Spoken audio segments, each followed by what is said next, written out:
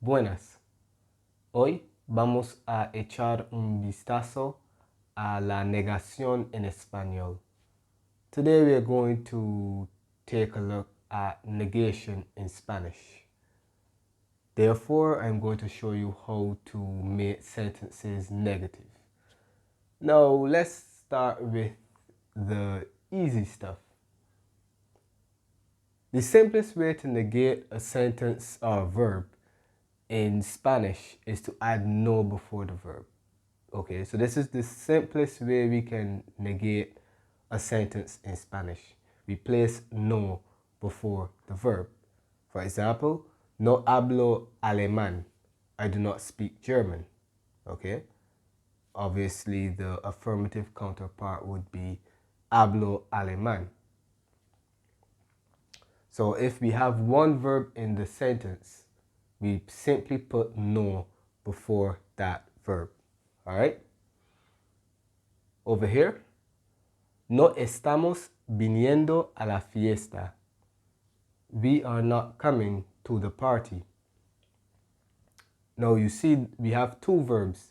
We have the auxiliary verb estar, and then we have the gerund or the continuous of venir, right? So when we have a compound tense whereby there is more than one verb, we put no before all the verbs, regardless of how many verbs there are. We always put no before those verbs, okay? So, no estamos viniendo a la fiesta. That's right. Now, this is an example of the present simple. This is an example of the present continuous, but we could also use the future tense. No iré a la playa. I will not go to the beach, right? If you want to use the imperfect, I could say, Susana no era gorda. Susana was not fat. Okay? So yeah, we simply put no before the verb, right? And if it is a compound tense, we place no before the auxiliary verb as well. Now, I said earlier that this is the simplest way to negate sentences, or to negate in general, right? But there are other negative words. But let's see what happens when we get to these negative words. So we have nada, right? Nada, which means nothing or anything. We'll see. Nada dura para siempre. Nothing lasts forever. All right? So yes, nada in this case, it appears before the verb. But nada in itself is a negative word, nothing, right? Pay attention here. Presten atención. No hiciste nada. You did not do anything. Now, what you would realize is that nada appears after the verb, but you'll notice that we've added no. So then the question is isn't nada already a negative word? Yes, right? But anytime we use, and this goes for all of these negative words, if we use these negative words after the verb, no has to go before the verb. That's a grammar rule in Spanish, right? So because nada appears after the verb, which is in this case is hacer, no has to go before it. We can't say hiciste nada. We would say that in English. You did nothing, right? But in Spanish, we need the no. So this is an example of a double negative. These are not permitted in English. This is why I had to translate this as you did not do anything. Nada becomes anything. So it becomes positive in English because the verb is already negated. Did not, right? But in Spanish, we have double negatives. No hiciste nada. So if I want to say you did nothing, I can say no, in fact no. I have to say no hiciste nada. You did nothing, right? Or you did not do anything. Tú no hiciste nada. Or no hiciste nada. So that sentence can be translated two ways in English. All you have to do is eliminate one of the negatives. But in Spanish, it stays the same. No, tú no hiciste nada. You did not do anything. So in Spanish, double negatives are permissible, right? So, nada, if it is used before the verb, we can leave it by itself. It does not require no. But if it appears after the verb, we need to use no. All right? Nadie. Nadie translates as nobody or no one, right? Nadie completó la tarea. Nobody or no one completed the task. Okay? No vi a nadie. I did not see anyone. I probably should have highlighted this. Anyone? Yes, should have highlighted this. Anyone. I did not see anyone. Once again, it becomes positive because, well, in the English translation, because we've already negated the verb. All right? No vi a nadie. This could translate in English as I did not see anyone or I saw no one. Right? Because nadie appears after the verb, we need to put no before it. So no vi a nadie. Yep. Nunca. Nunca means never. Ella nunca va a perdonarte. She is never going to forgive you. As you see, we have more than one verb and nunca appears before the first verb, okay? So it can appear on its own. It does not require another negative, right? Juan no fuma nunca. Juan never smokes, okay? Now, let's play around with it a bit, right? I told you if nunca appears after the verb, we need a negative. We need no. We need no, right?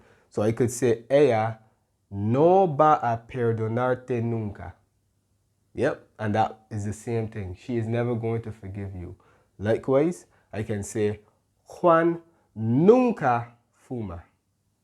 Because I use it before the verb, so it can stay on its own. Juan nunca fuma. All right? There's another word for never, and it is jamás. Jamás is more emphatic, but it's more common to use nunca. So I could say, yo jamás fumaré. Right? I will never smoke. Yo jamás fumaré. Right? But I can also combine them to get never ever. Nunca jamás. Never again. Or never ever. Right? So jamás can be used as for if you have already utilized nunca, you could add jamás for emphasis. Or if you want to use jamás on its own, it functions like that. And the same rules would apply with regard to the negation. If it's used before the verb, it can stand on its own. And if you use it after the verb, it must be accompanied by no.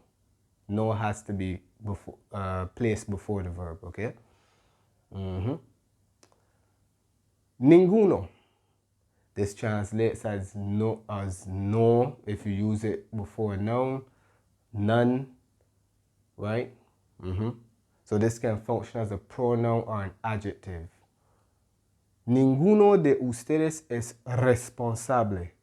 None of you is responsible. Okay? So we use ninguno because this is the singular masculine. In this case, we are referring to persons. This can be used to refer to persons or things. And the word that you choose must agree with the whatever you're talking about, right?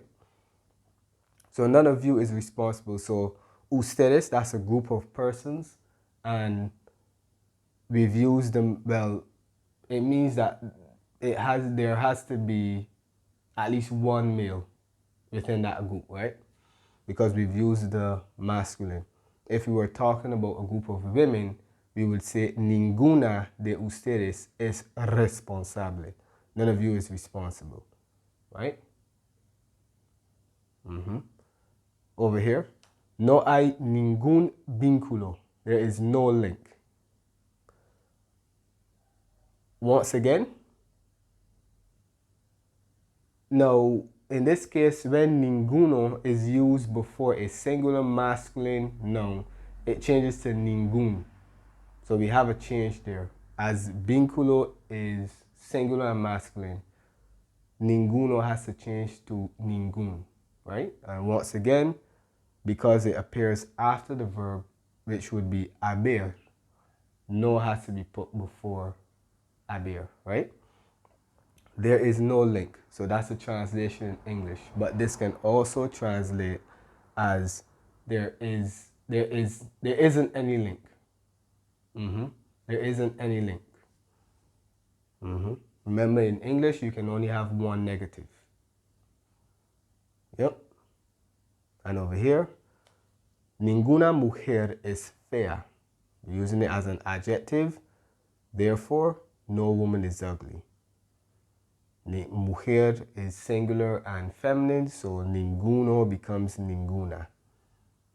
Ninguna mujer es fea. These are used in the singular, right? These are used in the singular. All right, very nice.